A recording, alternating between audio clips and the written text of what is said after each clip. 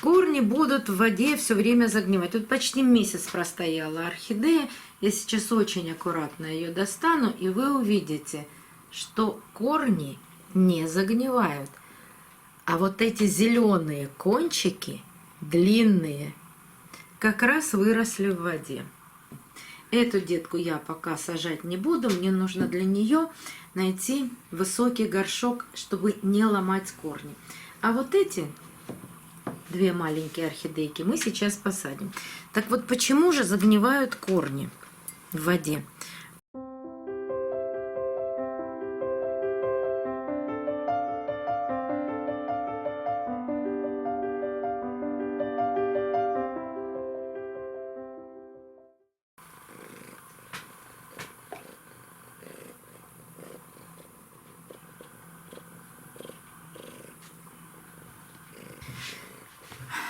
Сёма, без тебя никак.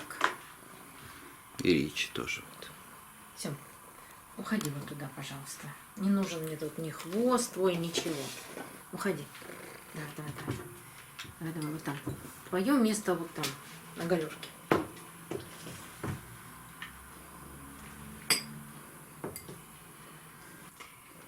Добрый день, друзья. Помните, я недавно вам показывала малышей. Это детки на растениях. Ссылку оставлю в правом верхнем углу экрана.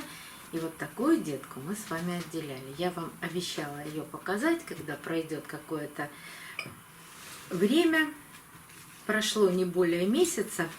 Но самое главное, что я вам хотела показать, у этой детки был очень плохой тургор. И листья были в полосочку. Не хватало орхидеи влаги. Видимо, материнское растение не могло ее снабдить нужным ей количеством влаги. А 3 корня у нее и большие, и длинные корни. Так вот, тургор восстановила детка через 3 дня. Вот такие стали листики, плотные, гладкие. И еще один вопрос сразу сейчас озвучу. Когда вот так стоят орхидеи в воде, причем посмотрите, в каком большом количестве в воде стоят. Ну, стакан у меня, к сожалению, цветной и не видно. Ну вот, высота воды.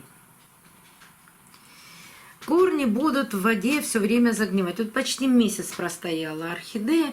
Я сейчас очень аккуратно ее достану, и вы увидите, что корни не загнивают. А вот эти зеленые кончики, длинные, как раз выросли в воде. Ну вот бывает и так. Но бывает и по-другому. Эту детку я пока сажать не буду. Мне нужно для нее найти высокий горшок, чтобы не ломать корни. А вот эти две маленькие орхидейки мы сейчас посадим. Так вот, почему же загнивают корни в воде? Вот сейчас я вам и покажу. Вот этот корень орхидеи, вот этот, он уперся в дно горшка. Конечно, перестал расти. И у нас сразу паника. Корни загнили. Ничего дальше не получится. Получится. Получится 2 новых корня. А от этого корня, который перестал расти, вот здесь появится новый корень. Ну, бывают же какие-то и в природе ситуации, когда по какой-то причине корень перестает расти. Ну, значит, из самого корня, из другого места начнется новый рост. И еще одна детка. А вот здесь корни не уперлись в дно стакана, а прекрасно продолжают расти. Ну вот видно, на них растут ризоиды. Здесь воды поменьше в этих стаканах. Но вот эти детки я и посажу.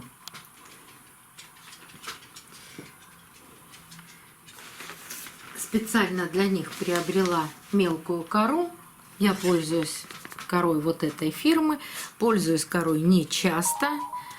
Поэтому покупаю дорогую кору для посадки маленьких растений. А вы знаете, что взрослые здоровые растения я все сажаю в керамзит. Или же специально сажаю орхидеи в кору. У меня немного таких орхидей. Для того, чтобы вам показать, как ухаживать, как поливать орхидеи, посаженные в коре.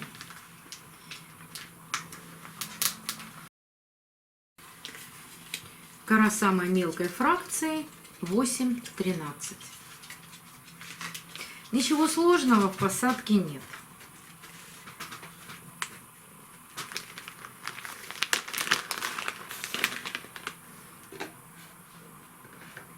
У меня есть два маленьких горшочка 0,6 литра. А можно уши убрать отсюда, пожалуйста?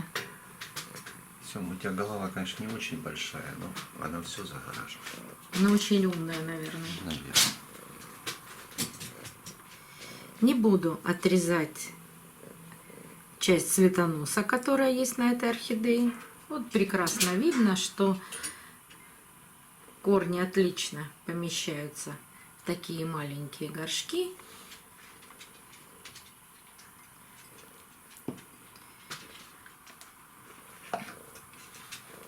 Все очень просто. Посадка, ну, секундная. Орхидею придерживаю по центру горшка и насыпаю сухую кору.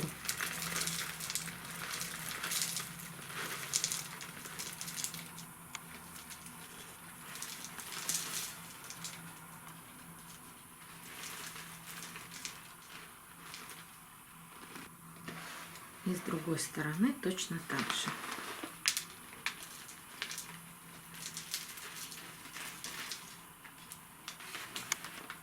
Вот и вся посадка.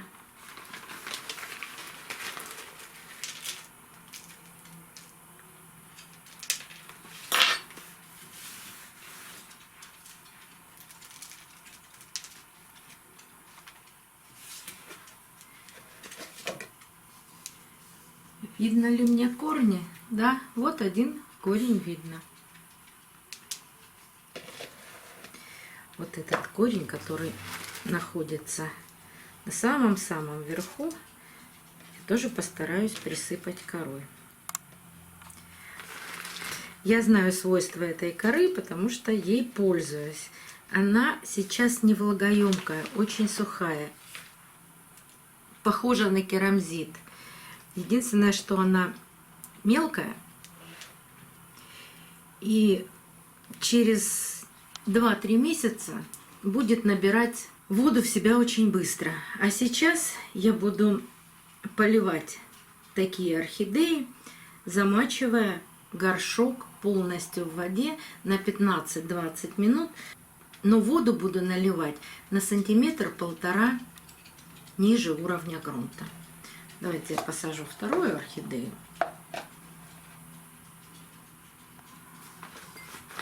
Все точно так же просто.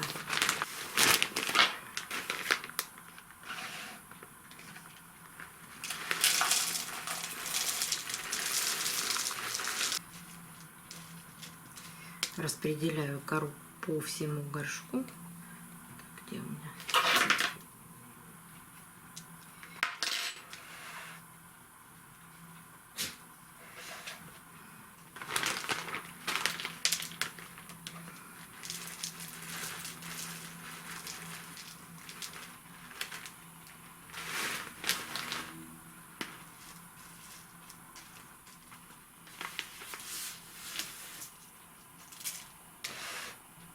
Стараюсь засыпать все корни корой, а основание орхидеи должно остаться на уровне грунта. Можно вот с этой стороны еще подсыпать, чтобы орхидея была ровно посажена в горшке. По крайней мере, стояла ровно в горшке. Вот там цокает все время. А? Ричи бегает. Ну вот все. С поливом все то же самое. Сейчас посмотрим, видно ли нам корни. Вот здесь корней не видно. Значит, будем ориентироваться по первой орхидее. Просыхать грунт будет одинаково, потому что у меня они стоят рядом на полке, и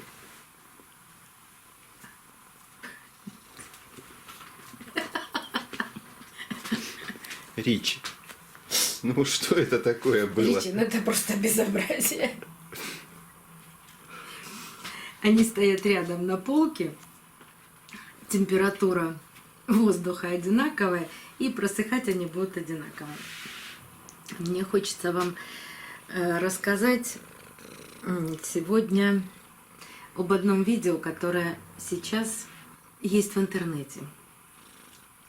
Вот, казалось бы, очень маленькие орхидейки выросли из почек. Это детки, они совсем крошечные. Вот как долго они будут расти? И вот недавно появилось видео от голландских садовников, в котором рассказано, что такие маленькие детки, правда, они у них из фласок, они выращивают при определенной температуре, при определенной влажности, в определенном месте своей теплицы до 40 недель. Но это почти год, и они у них дорастают до взрослого состояния, но, как вам сказать, 3-4 листа. Я смотрела не одного голландского садовника, я посмотрела 3 голландских садовников. Температура для выращивания таких деток от 28,5 градусов до 30. И влажность 60%. Вот представляете, где я сейчас возьму такую температуру? Ну вот как бы я ни хотела, но еще ладно, включу радиатор отопления или не знаю что, у меня в комнате вечером, когда выключается подсветка, 22-23 градуса, а днем 25 градусов. Ну, представьте, мне тропики нужно устроить для того, чтобы было 28 или 30 градусов. Я и летом-то такую температуру не люблю. А влажность я вообще не могу создать такую. Опрыскивать орхидеи. Да, в теплицах, конечно, верхний полив. Никто не заморачивается наливать в горшочки воду. Да и они стоят на таких огромных, я не знаю, как это называется, это не стеллажи. Там, может быть, 200-300 орхидей на одном таком столе находится. И если кто-то видел это видео, кстати, спасибо большое, мне прислал не один подписчик это видео, но в этом видео каждый увидел то, что хотел увидеть, или же то, что понравилось и запомнилось. Так вот, возвращаемся к столам. Во-первых, они растут в обыкновенных пластиковых, ну вот в которых мы покупаем в горшках, и в горшках всегда есть внизу отверстие, и в столах есть отверстие. И когда поливаются орхидеи сверху, поливается горшок и течет на пол, а там вода собирается. Споров под этим видео, удобряют ли гормонами или удобрениями, очень много. Но, может быть, в Голландии уже действительно вышел закон, когда нельзя пользоваться никакими химикатами. Даже не в Голландии, в Нидерландах, наверное, сейчас правильно говорить. Ну, в общем-то, там написано голландские садовники, поэтому я говорю в Голландии. Но года 4 назад я видела еще одно интересное видео. Сейчас не могу его найти, а то бы с удовольствием вам показала бы его. Одна из блогеров была в Польше. Она снимала там действительно, где ей разрешили снимать, это все поточные линии производства орхидей. Но каждый же человек, он такой же, ну как же сказали, нельзя снимать. И она, включив камеру, где-то там на полу, она говорит, ну вот здесь нам снимать не разрешили, но я все равно сейчас включу телефон, и там канистры с удобрениями, неважно какого производителя. То есть не бывает так, чтобы при росте орхидей ее никаким образом не удобряли. Есть у каждого свои секреты. Да, мы там не применяем гормоны. Я не обвиняю, я не говорю, что это очень плохо или хорошо. Но просто своих секретов никто никогда не выдает. Давайте будем говорить о том, что они создают условия для орхидей, для роста орхидей. Это температура, освещение и влажность. И в таком состоянии вот такие маленькие орхидеи, а они их получают маленькими, то есть подростками, они у них находятся 40 недель, вырастают, их переносят в другую часть теплицы, там температура чуть-чуть снижается, они еще немножечко подрастают, и потом в холод для того, чтобы орхидея выпустила цветоносы. Что для них холод? 19 градусов. Причем они поддерживают эти 19 градусов в любое время года. Стимулируют орхидею к цветению. Это самое главное. Когда можно устроить орхидеи вот такое прохладное содержание. Орхидеи действительно великолепно выпускают цветоносы. Буквально 2-3 недели и цветонос появился. У меня есть такой балкон, на который я выношу орхидеи, которые при 22 градусах никогда не зацветут. Там у меня действительно 18-19 градусов. Вот недавно экспериментировала с орхидеей Равелла. Пусть она 2 года простоит на полке, она не цветет у меня в тепле. У меня их 2, и уже проверенные в прошлом году и в позапрошлом году. В этом году даже заметила, не срезала цветоносы, оставила 2 ветки и одну из орхидей поставила на балкон. Прошло ровно 2 недели, пробудились почки. Вот так прохлада, низкая температура для орхидей действует на цветение. И это, конечно, идеально. Но самое это было обидное в конце видео, что, во-первых, они выращивают орхидеи только на срез, то есть цветоносы, и рассылают практически по всему миру. Я видела такие ветки орхидей не в этом году, видела раньше. Не знаю, как они делают, но мне даже подарили какой-то букет, и там были одиночные цветы цимбидиума, который всего-то цветет 1,5 месяца. И вот эти цветочки были вставлены в колбы, в котором был питательный раствор. Какой это питательный раствор, я не знаю. И также я видела вот эти срезанные ветки цветоноса. Когда я занималась тортами, это было очень модно украшать торты живыми цветами, чему я была большой противницей, зная, сколько на цветах бывает и вредителей, и болезней, и всего остального. Но такие цветы тоже продавали с пробирками, в которых был питательный раствор. У меня просто есть такой опыт, я это сама видела. Так вот, все прекрасно. И в наших условиях вот создать эти идеальные условия для роста орхидей у 70% любителей орхидей не получится. Даже в нашей стране есть такие регионы, где сама природа создает такие благоприятные условия. Например, побережье Черного моря. Там и влажность достаточная и зимой, и летом. Есть сезон дождей, это февраль-январь. И понижение температуры. Но никогда там минуса не бывает. Вот от Сочи и дальше там минусовые температуры это раз в 10 лет, чтобы пару дней продержался 0 или -1. Я не говорю о том, что там выращивают все орхидеи на воздухе, но все равно там благоприятная температура и влажность воздуха. Вот там орхидеи должны расти идеально.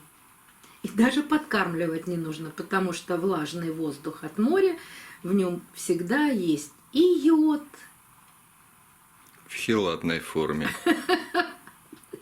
В хелатной форме, да, которая может усвоить растение. Почему там всегда тропических растений, которые просто растут? Вот в Абхазии, например, там все само растет, никто там ничем не поливает. И цветет, и растет. Так вот мы с вами И придумываем, что же нам сделать, чтобы вот такие малышки себя прекрасно чувствовали и росли быстрее, чем нам хотелось бы. Но в домашних условиях что мы можем с вами использовать? Конечно, удобрения. После посадки я первый полив орхидей делаю водой, следующий полив водой с удобрениями. И так чередую поливы. Но нужно же как-то поддержать наших малышей. И, конечно, самое теплое, светлое место. Ой, совсем забыла вам показать. Вот на этой первой орхидее появляются новые корни на шее орхидеи. Подберу горшок, проклюнутся эти корни и посадим еще одну такую орхидейку. Не спорьте с производителями орхидей. Очень жалко, что после 3 лет выращивания орхидей в своей теплице они их просто утилизируют. Вот это очень жалко. Но мы с вами стремимся к тому, чтобы наши орхидеи очень долго радовали нас своим ростом и цветением. До новых встреч, друзья! Увидимся на канале. Что? Утомили. Своими рассказами.